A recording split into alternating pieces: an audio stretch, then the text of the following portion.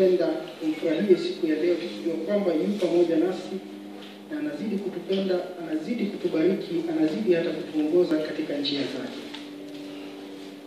Asubuhi ya leo hebu na tukaingia katika kitabu cha Zaburi 71.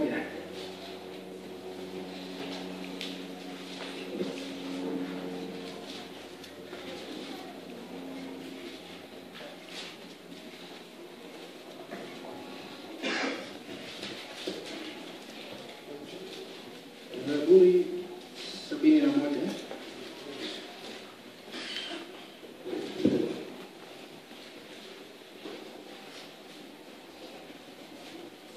Hebu tusomee kuanzia hapo moja.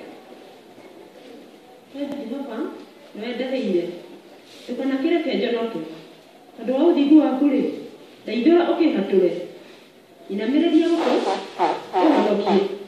Harĩa niĩ tuĩka ta ndũmba ya ihiga ya ũtũũro, harĩa ndĩrĩangagĩra hingo ciothe, ndĩrĩingagĩra hingo ciothe. Wee nĩwathĩte atĩ honokagio nĩ amu rwaro rwakwa rwa ihiga, ona kĩhingo gĩakwa kĩa hinya nowe. Ngai wakwa, atũra guoko-inĩ kwa ũrĩa mwaganu, guoko-inĩ kwa mũndũ mũgogi na ũrĩa ũtarĩ tha.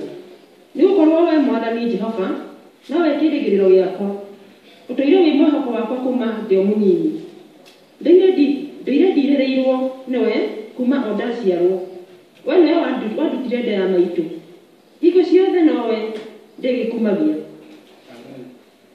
Ati nimekukimbilia wewe Bwana, nisiaibike milele. Nimekukimbilia wewe Bwana, nisiaibike milele. Tumsikia mtumishi wa Mungu hapa akinena ya kwamba amemkimbilia Bwana ili asiaibike milele. Kwa hivyo kwake Mungu Baba hakuna kuhaibika. Kwa wote ambao tunamkimbilia Mungu hakuna kuhaibika. Wengi wetu tunaona ni kama aibu kujitanisha na wokovu, kujitanisha na watu ambao wameokoka, lakini tukimwangalia mtumishi wa Mungu hapa anasema nimekukimbilia wewe Bwana, nisiaibike milele. Kwa hivyo ukiangalia katika maisha yake huyu mtumishi wa Mungu, tunaona kwamba hakuaibika kwa kuwa yeye alikuwa umkimbilia Mungu Baba. Ati kwa haki yako uniponye, uniokoe, unitegee sikio lako,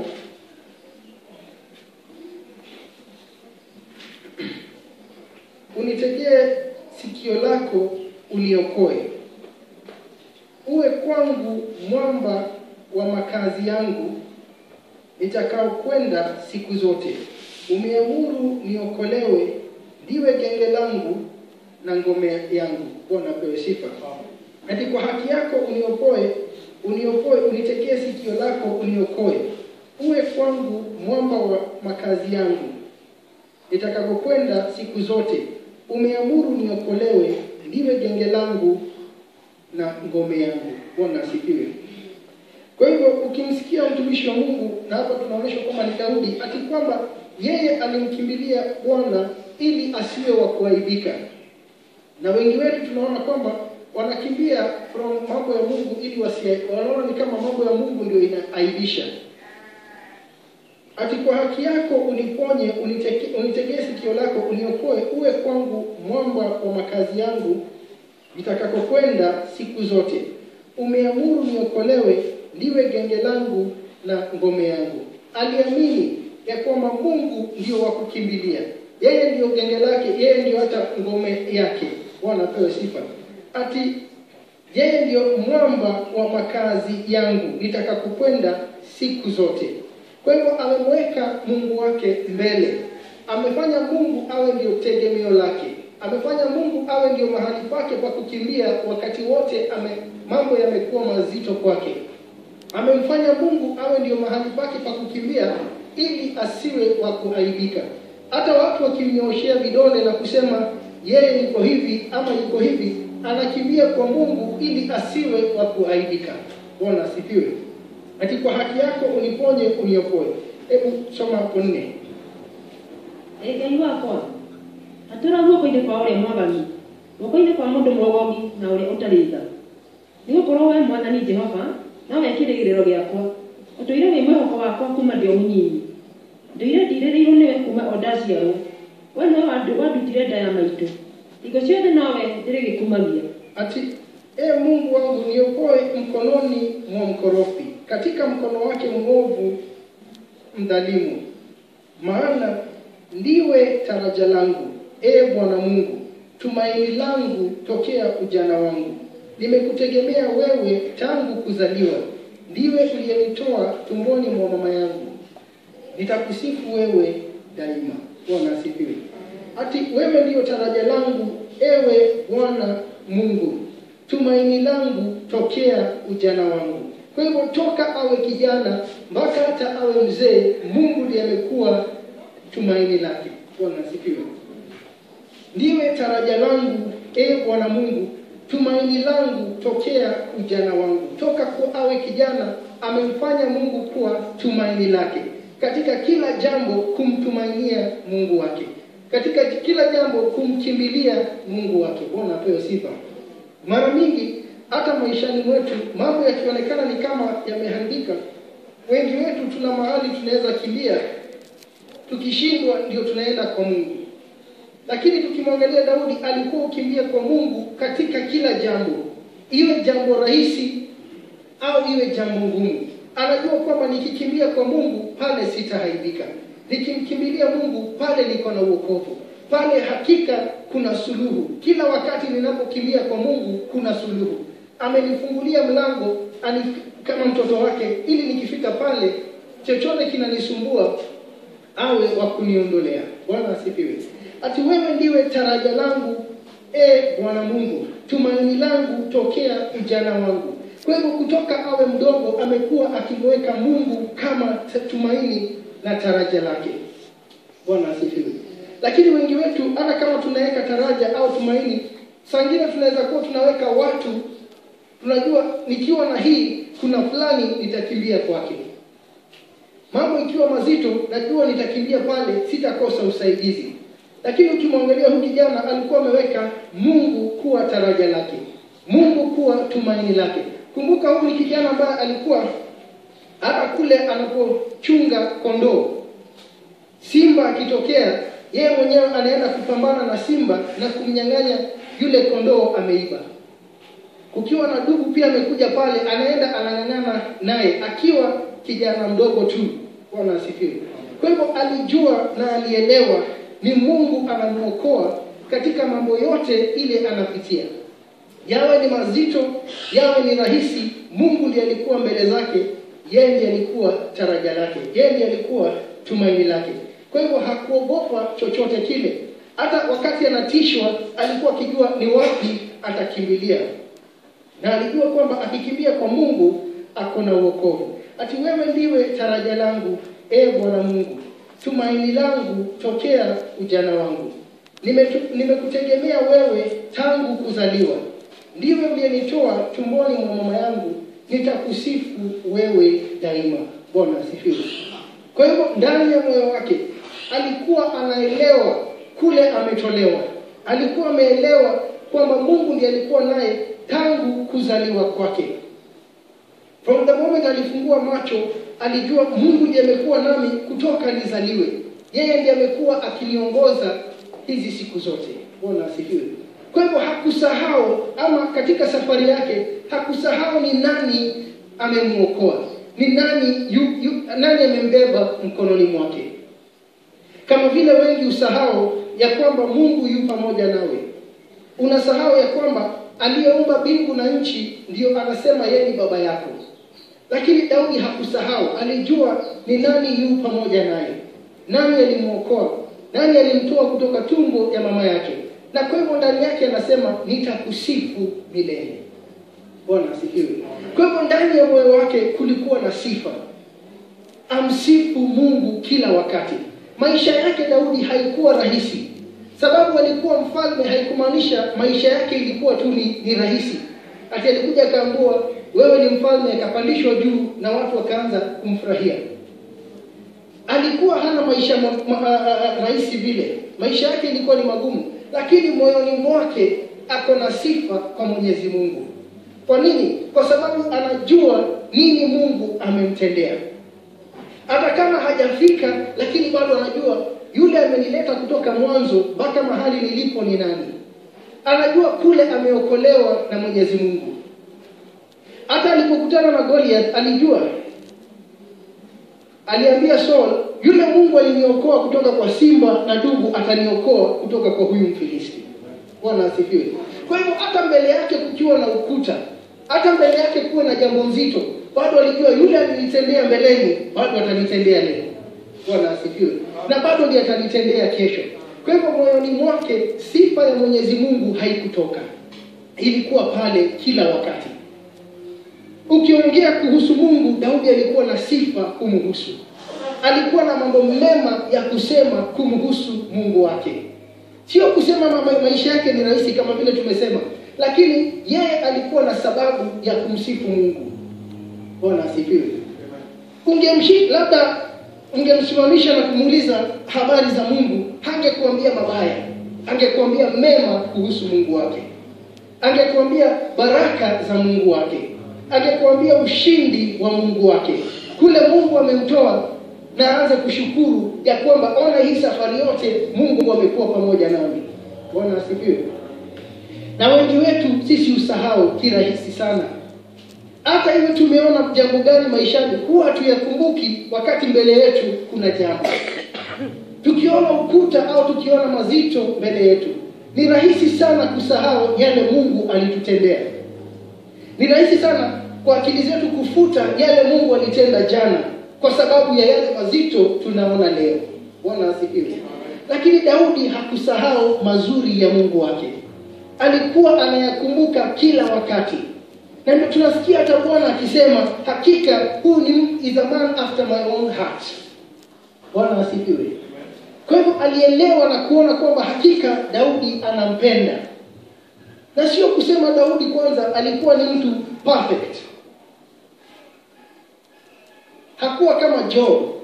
Bwana asifiwe. Daudi ni mengi, kwingi alianguka, kwingi alitenda makosa, lakini ndani yake alikuwa na sifa za Mwenyezi Mungu. Ndani yake alielewa nguvu za Mungu, alielewa uokovu wa Mungu wake. Na atikwamba anasema, nimekutegemea wewe tangu kuzaliwa. Ndiwe uliyenitoa tumboni mwa mama yangu.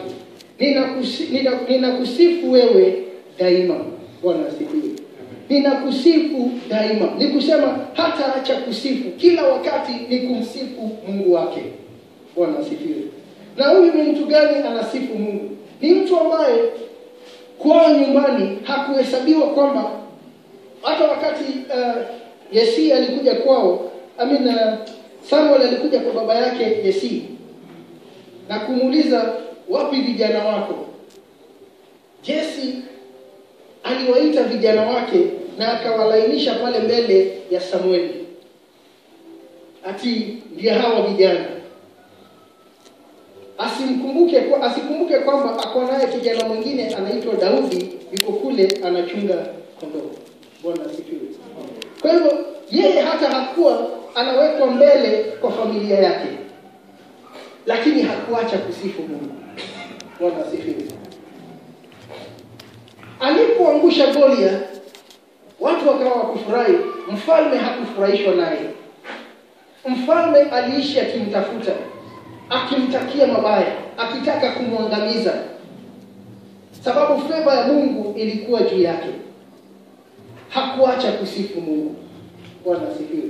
Alikimbizwa huku na huku. Hakurudi kwa Samueli na kumwambia, wewe umeniekelea mzigo mkubwa kusema mimi nitakuwa mfalme. Ona sasa nakimbizwa na mfalme. Bwana asifiwe. Hakuacha kusifu Mungu. Hata mambo yao ni mazito, mambo yawe rahisi. Hata alipokuwa mfalme. Nakumbuka sasa akiwa mfalme, yeye ndio yuko juu ya Israeli yote. Yeye ndio kusema. Na hata akiwa mfalme hakuacha kusifu Mungu. Bwana asifiwe. Akiwa mfalme kwanza alisifu, na wakati huo ndiye alisifu mpaka nguo zake za mwili zikaanguka. Bibi yake akawa kuudhika naye. Bwana asifiwe. Alimsifu Mungu akiwa nazo na hata wakati hakuwa nazo. alimsifu Mungu kwa yale yote Mungu alimtendea.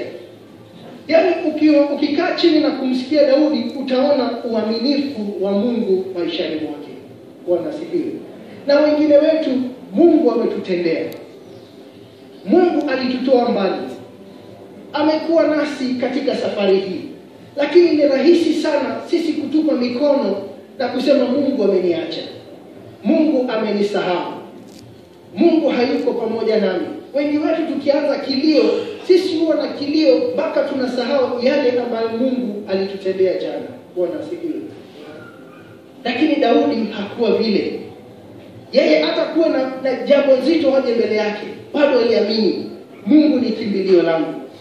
Mungu ndio tumaini langu. Yeye ndio taraja langu. Nikikimbia kwake sitahaibika. Bwana asifiwe. Na hakika Mungu hakumhaibisha mtumishi wake. Alimuinua juu, mpaka ilifika wakati alikuwa anaimbiwa sifa. Watu walikuwa na sifu Daudi zaidi ya vile walikuwa wanasifu mfalme. Wakisema mfalme Sauli ameangusha 1000, lakini Daudi ameangusha 10,000. Bwana apewe sifa. Ati nimekutegemea wewe tangu kuzaliwa. Ndiwe uliyenitoa tumboni mwa mama yangu. Ninakusifu wewe daima. Hebu tusome hapa. Ale ando aingĩ nduĩkĩte ta ũriũ, no rĩ, iragĩro rĩakwa rĩa hinya nowe. Kanua gakwa karĩiyũraga o ũhoro wa gũgũkumia. Gatindaga gakĩgana gũtĩĩka gwaku mũthenya wothe. Bwana asifiwe. Nimekuwa kitu cha ajabu kwa watu wengi. Nimekuwa kitu cha ajabu kwa watu wengi. Na wewe ndiwe kimbilio langu la nguvu.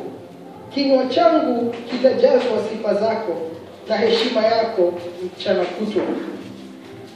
Ati nimekuwa kitu cha ajabu kwa wengi. Na hakika wengi walimuona akiwa kitu cha ajabu. Bwana asifiwe. He was a wonder to many. Bwana apewe sifa. Hakika wengi walikuwa kimuona wanaona ni kitu cha ajabu. Kijana mdogo anakuja mahali kuna vita na anasimama na kusema atamwangusha adui. Adui ambaye ametisha jeshi nzima la Israeli. Yeye anatokea mbele akiwa kijana mdogo tu na anasema atamwangusha. Na hakika anaenda na kuangusha yule ambaye alikuwa ni adui, Goliath. Bwana asifiwe. Watu wakiangalia wanaona kijana mdogo hivi tu aje. Kwa hivyo alikuwa ni ajabu kwa watu wengi. Bwana asifiwe. Na kwa nini amekuwa ajabu kwa watu wengi? Kumbuka kwamba sio ati yeye ako na nguvu. Sababu hata aliposimama mbele ya Goliath hakusema nguvu zake. Alisema I come against you na Mungu. Bwana apewe sifa. Kwa hivyo haikuwa yeye mwenyewe anasema nguvu zake zitaweza. Na kwa kufanya hivyo kwa wengi alikuwa ni ajabu. Bwana asifiwe. Lakini ukienda kwake umuulize swali atasema Mungu ndio kimbilio. Mungu ndio taraja. Yeye ndio ngome yangu. Yeye ndio nikikimbia kwake sitahaibika. Kwa hivyo hata alipokuwa amesimama pale mbele ya majeshi hakuogopa. Ati nitatokea nipigane na Goliath nihaibike.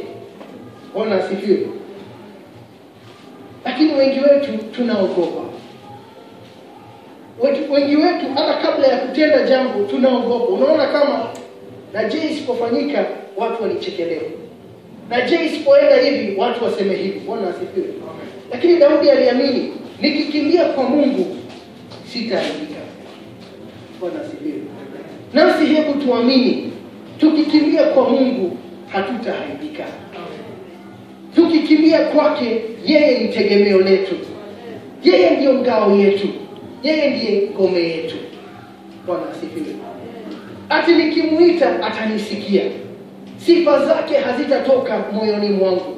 Nitamsifu. Kuwe na mazito au kuwe na mambo iwe rahisi. Niwe chini au niwe juu. Bwana asifiwe. Daudi hakuanza kusifu Mungu wakati tu alikuwa mfalme. Ilianza kitambo. Na Mungu alimuona kitambo bado akichunga wale kondoo. Yaani safari yake hata ilikuwa imeanza na bado alikuwa anamsifu Mungu. Bwana asifiwe.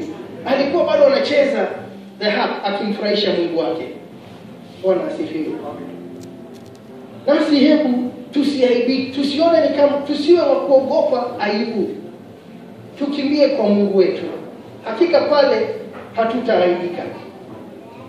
Ati nimekuwa kitu cha ajabu kwa watu wengi, na wewe ndiwe kimbilio langu la nguvu. Kinywa changu kitajazwa sifa zako na heshima yako mchana kutwa. Bwana asifiwe. Kinywa changu kitajazwa sifa zako na heshima yako mchana kutwa. Mchana kutwa ni heshima za Bwana, ni sifa za Bwana. Bwana asifiwe. Amen. Kwa hivyo wakati hana jambo mwingine ni kumsifu, anamsifu tu. Bwana asifiwe. Ndugu na dada, tuna mengi ya kumsifu Mungu. Kuna mengi ametenda ambayo tunaweza kumsifu maishani mwetu. Sababu Daudi hata kama sio kwamba amempiga Goliath, lakini anafurahia kwamba Mungu amekuwa naye tangu awe mdogo. Bwana asifiwe. Anafurahia alizaliwa akiwa mkononi mwa Mungu. Anafurahia kulindwa hizo miaka zote. Bwana asifiwe. Hakuna mtu anaweza simama aseme hana sababu ya kumsifu Mungu. Bwana asifiwe. Hebu sifa iingie mioyoni mwetu. Hebu tuwe na nyimbo ama tuwe na wimbo wa kumwimbia Mungu tunapokuwa katika safari zetu, tunapofanya kazi zetu, tunapotoka nje na kurudi ndani. Hebu kuwe na sifa inabubujika ndani yetu. Ati niko na sababu ya kumsifu Mungu. Hata watu wakikuangalia waone, lakini hii haijatimia.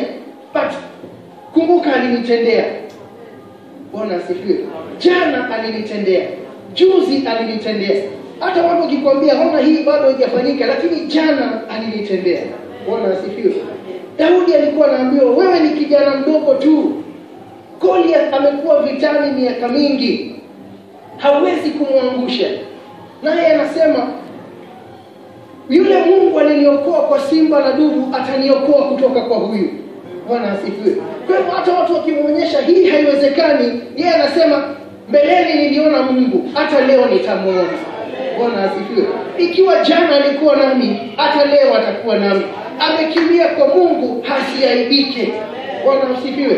Na hakika Daudi hakuaibika alipokuwa amesimama mbele ya majeshi. Bwana asifiwe. Alimweka Mungu wake mbele. Hebu tuwe stubborn katika kumweka Mungu mbele katika kila jambo. Sio lazima uambie watu vile itatendeka. Hata wewe sio lazima uelewe vile Mungu atatenda. Lakini jambo tunaelewa ni kwamba tukimkimbilia hatutaaibika. Bwana asifiwe. No matter what people say, najua nikikimbilia Mungu sitaaibika. Hata watu wakinionyesha lakini hii haijatimia, najua nikikimbilia Mungu sitaaibika. Bwana asifiwe. Na nitamweka mbele kwa sababu yeye ndiye ngome yangu, yeye ndiye kimbilio langu. Na sitaacha kumsifu. Sababu hii haijatendeka, sitakosa kumsifu. Bwana asifiwe. Ndugu na dada, usifiche sifa yako. Ati ungoje ile siku hii jambo itatimia ndio nitasifu. Sifu hata kabla haijatimia. Kwa sababu kuna ile ilitimia mbeleni. Kuna ile amekutendea mbeleni.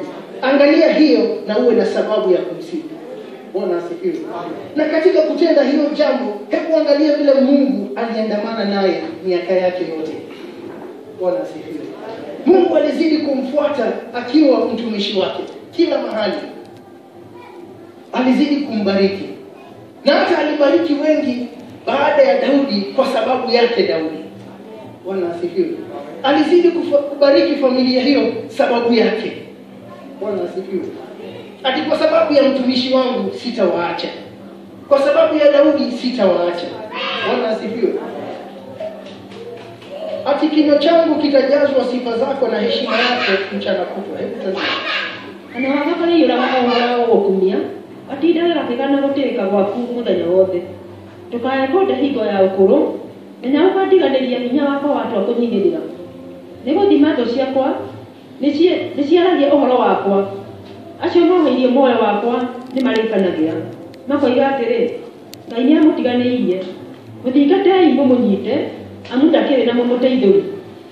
Ngai tiga kũnjikara haraya Ngai wakwa no kĩhiũhe kũndeithia acio mawendagĩra ngoro yakwa ta nĩ maconoke na maninwo nĩ mahumbwo nĩ rũmena na kĩnyararo acio mendaga kũnjĩka ũũru no niĩ gũikara hingo ciothe ndĩ ona merĩgĩrĩro na ngĩkiragĩrĩria agũkumia.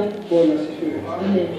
Ati usinitupe wakati wa uzee, nguvu zangu zipungukapo usiniache.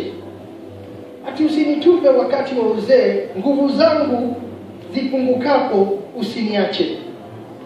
Kwa maana adui zangu wananiambia, nao wanaonitolea roho yangu ushauriana, wanaoniotea roho yangu ushauriana, wakisema, Mungu amemwacha, mfuateni, mkamateni, hakuna wa kumponya.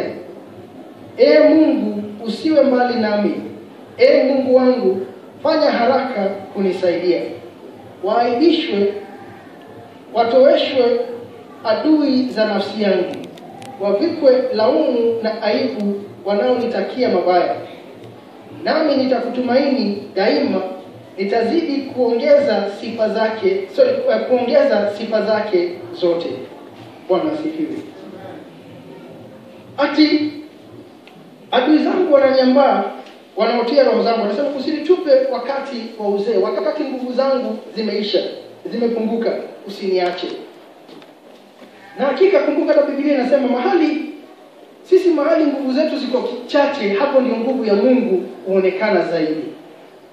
Wakati tunaonekana ni kama hatujiwezi wenyewe, hapo ndio nguvu za Mungu huonekana zaidi. Bwana asifiwe. Daudi anasema hata wakati nguvu zangu zimepunguka usiniache. Wakati mimi mwenyewe najua sina nguvu ya kujisaidia, wewe usiniache. Bwana asifiwe. Usiniache, kwa maana adui zangu wananiambia, nao wanaoniotea roho yangu ushauriana, wakisema, Mungu amemwacha, mfuateni, mkamateni, hakuna wa kumponya. Haleluya. Kwa hivyo wakati Mungu ameondoka, hatuna wa kutuponya, hakuna wa kutuokoa, hakuna wa kutusaidia. Bwana asifiwe. Na ndio unaona ni hatari sana, ndugu na dada, wakati tunajitoa kwa wema wa Mungu na kujaribu kujiokoa sisi wenyewe. Nguvu zetu hazitoshi. Dakika hii hujui ni nini adui wako amekupangia, lakini Mungu anajua. Haujui jambo gani, mitego gani iko mbele zako, lakini Bwana anajua. Nguvu zako hawezi kwa nguvu zako kuelewa na kujua. Bwana asifiwe. Hata nchi ambazo zinajulikana kwamba ati ndio wameendelea sana kiteknolojia, kuna mambo wapata ambao hata wao hawakujua. Hata wao hawakuwa wamepanga, hawakuwa wametarajia. Jambo linatokea tu, pepo unapiga unaangusha manyumba, moto unakuja unachoma mali. Kunakuwa na mtetemeko wa ardhi, nyumba zinaanguka. Watu hawajui nini kinakuja kufanyika baadaye. Kunakuwa na watu wanakuja na kuua watu wengine. Watu walikuwa hawajui, hawakuwa wanatarajia. Bwana asifiwe. Kwa hivyo sio kusema sababu tuko na nguvu tunajua na tunaweza kujiokoa na kesho, na kile kinatokea kesho hatuelewi, hatujui. Na unaona mtumishi wa Mungu hapa akisema, unisaidie, usinitupe wakati wa uzee, nguvu zangu zipungukapo usiniache. Kwa maana adui zangu wanaambiana, wanasema, Mungu amemwacha, mfuateni, mkamateni, hakuna wa kumponya. Kwa hivyo adui wanaelewa, wakiona hauna wa kukuponya, ati hiyo ndio wakati wao wa kuja na kukuharibu. Bwana asifiwe. Yetu ni kwamba tusije tukamwachilia Mungu wetu. Tusije tukatoka pale ametuficha. Mahali tumejishikilia tusije tukaachilia. Hata ukiitwa na watu wamewachilia kidogo, njoo, usije ukatoka pale. Bwana asifiwe. Sababu adui anajua mahali huko haezi akakufikia. Bwana asifiwe. Amen. Hata shetani mwenyewe alimwambia Mungu, ona kuhusu Job, ya kwamba wewe ndio umemzingira, wewe ndio umemprotect. Kwa hivyo anakupenda sababu umemkinga na mabaya. Kwa hivyo yeye alijua haezi mfikia Job sababu Mungu amemkinga. Bwana asifiwe. Kwa hivyo adui wanaelewa Mungu ametukinga, Mungu ametubeba mkononi mwake. Bwana asifiwe. Ati Mungu usiwe mbali nami. Mungu wangu, fanya haraka kunisaidia. Waaibishwe, watoeshwe adui za nafsi yangu. Wavikwe laumu na aibu wanaonitakia mabaya. Nami nitatumaini daima, nitazidi kuongeza sifa zake zote. Bwana asifiwe. Kwa hivyo yeye, hata kama anajua kuna adui wanampangia, hata kama anajua kuna adui wamemgoja, ati wakati hana nguvu waje kummaliza, anasema yeye atazidi kuongeza sifa. Bwana asifiwe. Anajua nje kuna adui, lakini hapa bado anasifu. Anajua kuna wale wanampangia mabaya, lakini bado anasifu. Bwana asifiwe. Wengine wetu tukijua kuna mabaya, sifa unisha. Mpaka tunaanza kuulizwa, fulani, kwa nini leo mko chini? Mbona hamsifu kama kawaida? Sababu ndani unajua kuna mabaya mahali fulani. Daudi hata kuwe na mabaya alimkarukia Mungu wake, bado alimsifu. Bwana asifiwe. Kwa hivyo ndugu na dada, tusiache sifa ififie. Wacheni iwake moto zaidi. Kuwa wa kufungua kinywa chako. Paza sauti yako. Wacha jirani asikie unamsifu Mungu. Hata kama jirani jana alikuwa anakucheka ati hii jambo imekufanyikia, lakini wacha asikie bado unasifu Mungu. Kuwa kitu cha ajabu mbele ya adui zako, mbele ya watu wote ambao wanakuangalia. Mpaka watu wanaulizana, huyu mtu hatujui yuko namna gani. Hata mambo yake yende vipi, bado anamsifu Mungu wake. Bwana asifiwe. Hebu soma kitu. Kana wakona kagana he uthiku waku, ndidore augigana ũhonokio waku mũthenya wothe. Amu ũhoro ũcio ndiũĩ mũigana waguo. Ngũka ngĩkumagia mawĩko ma ũhoti ma Mwathani Jehova. Ũthiku waku nĩguo ndĩrĩgwetaga, o waku we wiki. Ngai nĩwe ũtũire ũndutaga kuma ndĩ o mũnini. Na nginya rĩu no nyumbũraga maũndũ ma magegania marĩa waneka. Ona ndakora nduĩke ndĩna mbuĩ, Ngai wakwa menya gũkandiganĩria. O nginya ngakorwo ndĩkĩtie kumĩrĩria andũ a rũciaro rũrũ ũhoro wa hinya waku. Maũndũ ma ũhoti waku ngakĩonia mũndũ o wothe ũrĩa ũgũka thutha. Ningĩ ũthingu waku Ngai ũkinyĩte o kũrĩa igũrũ. Ewe waneka maũndũ manene ũũ-rĩ, ewe waneka maũndũ manene ũũ-rĩ, no ũngĩ Ngai ũkĩhana tawe. We-rĩ, owe ũtuonetie mĩnyamaro mĩingĩ ona mĩũru, no ũrĩcoka ũtũriũkia, ũtũrute thĩ tũrĩ kũrĩa kũriku mũno, ũtũcokie igũrũ rĩtu. Ũnene wakwa wongerere, kĩnjokerere ũnyamarũre. Niĩ na niĩ no ngũcokagĩrie ngatho, ngĩinagia kĩnanda, ngatha ũhoro waku wa ma, we Ngai wakwa. Kĩnanda kĩa mũgeeto-rĩ, nĩkĩo ndĩrĩkũinagĩra nakĩo, o we ũrĩa mũtheru wa Isiraeli. Rĩrĩa ngũkũgwata na rwĩmbo, mĩromo yakwa nĩĩkũngũyagia mũno. O gwata ngoro yakwa nayo, ĩno ũkũũrĩte. Rũrĩmĩ rwakwa rũrĩtindaga rũkĩaria ũhoro wa ũthingu waku mũthenya wothe. Nĩgũkorwo arĩa endiko njĩka ũũru, nĩgũconoka maconokete, kũgegeara nĩ agegearu. Bwana asifiwe.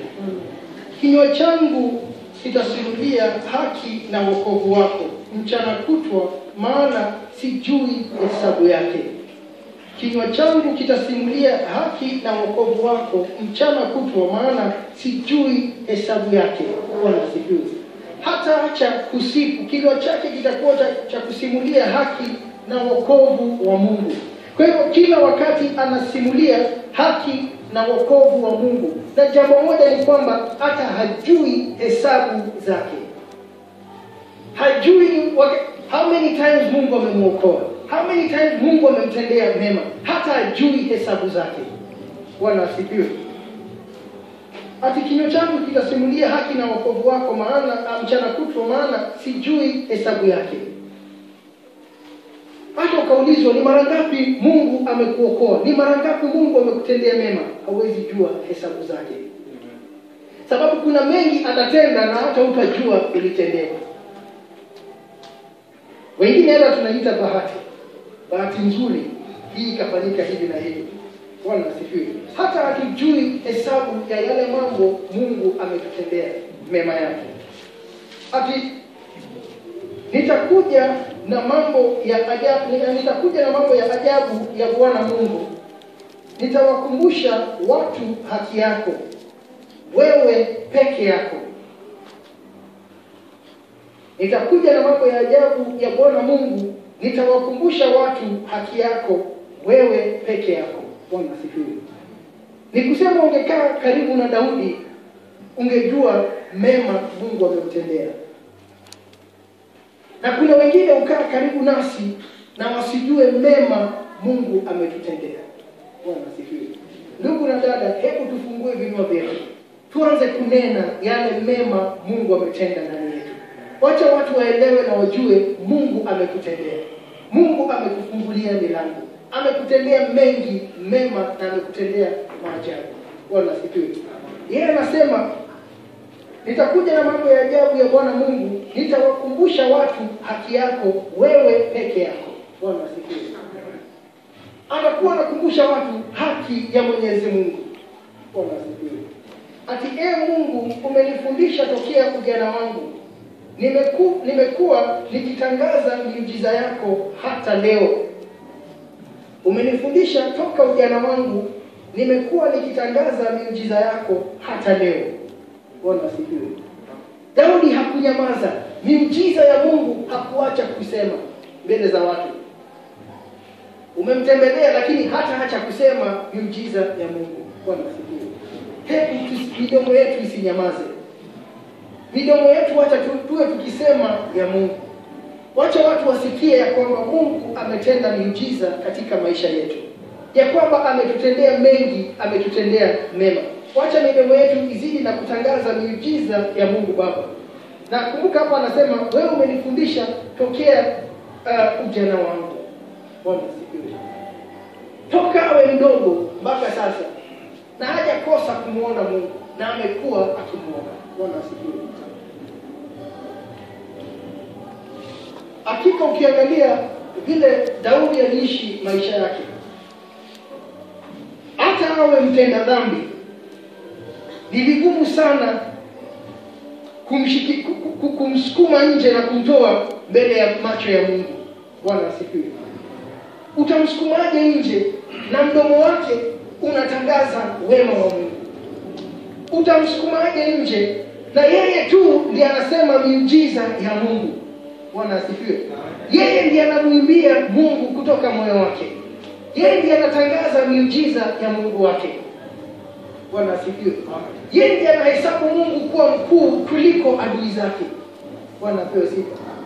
Na ndio unaona hata akianguka bado Mungu anamchukua na kuzidi kumshika mkono. Bwana asifiwe. Na hata nikiwa ni mzee mwenye mvi, Mungu usiniache, hata niwaeleze watu wa kizazi hiki nguvu zako, na kila atakayekuja uweza wako. Bwana asifiwe. Yaani anaongea na Mungu wake na kumwambia hata nikizeeka, hata nikiwa na mvi, usiniache, hata niwaeleze watu wa kizazi hiki nguvu zako. The new generation ile inakuja, bado anaenda kuambia, mnajua Mungu alitenda, Mungu anaweza, Mungu alifanya. Bwana asifiwe. Kwa hivyo hata nasi pia tusiangalie vijana wadogo na kusema hii ni kizazi kingine hakielewi. Wokovu sio wako pekee, hebu wanenee, waambie wema wa Mungu. Wacha wajue vile Mungu alitenda wakati wako. Bwana asifiwe. Usiangalie watoto na kusema wacha walimu wao wafunze. Hebu wafunzeni, waambieni wema wa Mungu. Bwana asifiwe. Fungua kinywa chako, anza kuambia watoto wako yale mambo ambayo Mungu alitenda. Bwana asifiwe. Waelewe ya kwamba Mungu hutenda. Daudi imagine anaomba Mungu na kumwambia hata nikiwa na mvi, wacha usiniache hata niambie kizazi chote kuhusu wema wako. Bwana asifiwe. Niwaeleze watu wa kizazi hiki nguvu zako, na kila atakayekuja uweza wako. Bwana asifiwe. Sasa hata sio ombi, sio yeye anajiombea mali au mambo yake. Ati Bwana niache hiki kizazi niwaambie nguvu zako. Kwa hivyo anaungua ndani yake kuambia mtu kile Mungu ametenda.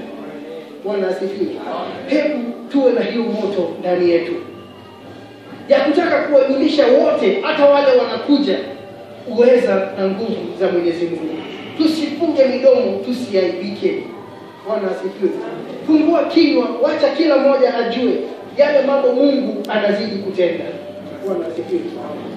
Yeye anang'ang'ania Mungu, hasemi nipe maisha nifurahie. Hapana, anasema wacha, usiniache hata niwaambie hawa watu, kizazi hiki chote niwaambie kuhusu nguvu zako. Kila mmoja anayekuja niwaambie kuhusu nguvu zako. Bwana asifiwe. Ati na haki hata niwaeleze watu wa kizazi hiki nguvu zako, na kila atakayekuja uweza wako. Na haki yako, Mungu, imefika juu sana. Wewe uliyefanya mambo makuu, Mungu, ni nani aliye kama wewe? Bwana asifiwe. Tunamuona mtu ambaye hajafika mahali akazoea Mungu kama vile wengi mzoea. Bwana asifiwe. Hata miaka iende ngapi hamzoei Mungu kama vile wengi mzoea Mungu. Miaka imeenda na bado anasema ni nani kama wewe? Bwana asifiwe. Miaka imeenda na bado anamwangalia Mungu na kuwa na hiyo house, yani anawanda kumhusu Mungu wake. Bwana asifiwe. Kila anapomwangalia Mungu hajazoea. Bwana asifiwe. Sio vile tunaweza kuwa tumezoea maombi mpaka kuna mtu anaweza omba hata akihesabu kitu kwa mkono na hapo endelee. Bwana asifiwe. Miaka imeenda na bado anauliza ni nani kama wewe? Vile ni ikienda bado anazidi kumuogopa. Baka analilia Mungu na kumwambia, hebu niache niambie hawa watu kuhusu nguvu zako. Bwana asifiwe. Kwa sababu mambo yake ni mengi. Yale Mungu utenda ni mengi. Bwana asifiwe. Hebu ndugu na dada, midomo yetu tusiifunge. Wacha watu wajue. Nasi wenyewe tusizoee Mungu. Sio binadamu kama sisi. Yeye sio kiumbe kama sisi. Yeye ni muumba. Sisi ni viumbe. Bwana asifiwe. Tuliumbwa, yeye hakuumbwa. Yeye ndiye aliumba yote. Yeye ndiye alifanya yote. Bwana asifiwe. Tusimfanye kama mwanadamu mwenzetu. Bwana asifiwe. Yuko juu, sisi tuko chini. Tofauti yetu naye hata haiwezi kupimika. Bwana asifiwe. Na ikiwa na huo ukuu wote bado anakuja chini na kukuita mwanangu, hebu fikiria ni vipi amekuinua akiwa muumba. Bwana asifiwe. Ikiwa anatuita watoto wake, basi ametuinua sana. Tusimfanye kama, tusimzoee. Bwana asifiwe. Ati wewe uliyefanya mambo makuu, Mungu, ni nani aliye kama wewe? Wewe uliyetuonyesha mateso mengi mabaya, utatuhuisha tena, utatupandisha juu tena, tokea pande za nchi, za chini za nchi. Laiti ungeniongezea ukuu, urejee tena na kunifariji moyo. Hebu soma 20 mpaka 22. Wale, owe utonete menya mara mengi ona meuru, na ole coka guturiukia. Uturutete tuli kuria kuriku muno, utucokie iguru ringi. Unene wakwa wongerere, hijokerere unyamarure. Nina no gucokagirie ngatho nginagia kinanda, ngathage uhoro waku wama we Ngai wakwa. Kinanda kia mugeto ri, nikio ndiri kuinagira nakio. Owe uri mutheru wa Israeli.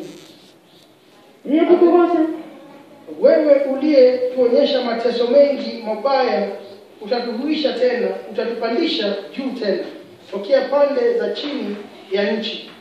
Laiti ungeniongezea ukuu, urejee tena na kunifariji moyo. Nami nitakushukuru kwa kinanda na kweli yako, Mungu wangu. Nitakuimbia wewe kwa kinubi, mtakatifu wa Israeli. Sababu hakika alionyeshwa mateso mengi. Aliona mengi. Maisha yake haikuwa rahisi, na hata tukiangalia tunaona hakika ni mambo mengi alipitia. Alienda chini, aliinuliwa juu. Bwana asifiwe. Ni kweli aliona mateso mengi. kwa sababu alikuwa anakimbizwa, alikuwa ni kukimbia anakimbia mpaka kwingine anafika inabidi ajifanye mwenda wazimu. Bwana asifiwe. Sababu alikuwa anatafutwa, adui wanamtafuta, yeye ndiye aliangusha Goliath, na pande hii nchi yake mfalme anamtafuta. Bwana asifiwe. Hakika aliona mateso, aliona mengi mazito, lakini hata kama alipelekwa chini, Mungu bado akamuinua juu. Bwana asifiwe. Hata kama aliona hayo mateso, lakini Mungu alimuinua juu. Bwana asifiwe. Ukisikia ripoti ya Daudi, hautasikia jambo la kufanya ukose imani kwa Mungu. Bwana asifiwe. Lakini kama ukisikia ripoti ya wale walitumwa na Musa, utasikia mambo itakufanya ukose imani. Bwana asifiwe. Kwa hivyo ingawaji Daudi aliona hiyo mateso, lakini kinywa chake kilitoa mambo ya imani. Alizidi kumwamini Mungu wake. Laiti ungeniongezea ukuu, urejee tena na kunifariji moyo. Nami nitakushukuru kwa kinanda na kweli yako, Mungu wangu. Nitakuimbia wewe kwa kinubi, mtakatifu wa Israeli. Na hakika Mungu alimuongezea ukuu, alimuinua. Daudi alijulikana karibu na mbali, watu walimuogopa. Bwana asifiwe. Na alikuwa wa kuinuliwa, na anasema nitakuinua kwa kinubi. Midomo yangu itafurahi sana nikuimbiapo. Nafsi yangu ulioikomboa. Ulimi wangu nao utasimulia haki yako mchana kutwa. Kwa maana wameaibishwa, wametahayarika wanaonitakia mabaya. Bwana asifiwe. Soma kutendia 24. Rĩrĩa ngũgocana rwĩmbo, mĩromo yakwa nĩrĩkũngũyagia mũno. Ogwata ngoro yakwa nayo ĩno ũkũrĩte. Ũrĩmĩ rwakwa rwĩtindaga rũkĩaria ũhoro wa ũthiku waku mũthenya wothe. Nĩgũkorwo arĩa endiko njĩka ũũru, nĩgũconoka maconokete, kũgegeara nĩagegeagu. Midomo yangu itafurahi sana nikuimbiapo, na nafsi yangu ulioikomboa. Ulimi wangu utasimulia haki yako mchana kutwa, kwa maana wameaibishwa, wametahayarika wanaonitakia mabaya. Bwana asifiwe. Hata acha kusimulia haki, hata acha kusifu, hata acha kumuinua. Mdomo itafurahi anapomwimbia Mungu, nafsi yake pia ambayo imekombolewa.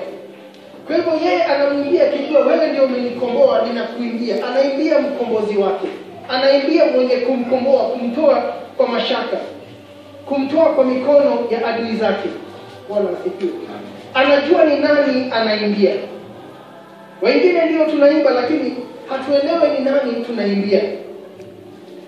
Watu wanaimba sababu wengine wanaimba, wakiruka una sababu wanaruka, lakini je, ndani ya moyo wako unaelewa ni nani unamuimbia? Amekufanyia nini? Ni wapi amekutoa? Je, haya mambo unayakumbuka wakati unamuimbia, ili iwe kwamba ni kumrudishia, unamrudishia shukrani kwa yote yale amekutendea? Ama tu ni kuimba sababu kuna kelele pale na pale, acha na mimi jiunge naye? Bwana asifiwe. Lakini tunamwona Daudi akiimba, aliimba akijua ni nani anaimbia. Anasema hii nafsi ambayo wewe umekomboa itakuimbia na itafurahia kukuimbia. Bwana asifiwe. Mimi ambayo umeokoa ninakuimbia na ninafurahia ninapokuimbia. Bwana asifiwe. Ulimi wangu nao utasimulia haki yako mchana kutwa. From morning to evening itasimulia haki yako. Kwa hivyo kazi ambayo nimepatia ulimi wangu ni kusimulia haki za Mwenyezi Mungu. Bwana asifiwe. Kwa maana wameaibishwa, wametahayarika wanaonitakia mabaya. Hakika adui zake waliaibishwa. Na hapo mbele alianza na kusema, nimekukimbilia wewe nisiaibike milele. Na mwisho anamaliza na kusema, adui zangu wameaibika. Bwana asifiwe.